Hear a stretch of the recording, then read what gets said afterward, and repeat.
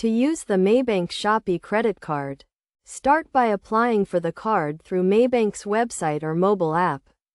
Once approved, activate your card by calling Maybank's customer service or using their mobile app. Next, download and install the Shopee app on your mobile device if you haven't already. Create a Shopee account or log in if you have an existing account.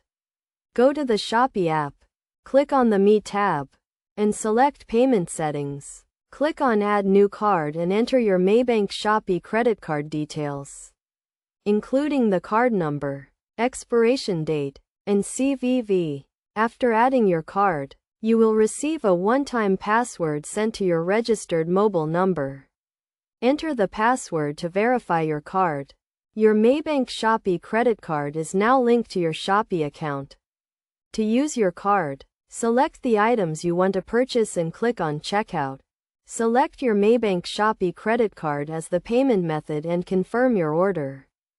As a Maybank Shopee credit card holder, you can enjoy exclusive benefits such as cashback, rewards points, and discounts on Shopee.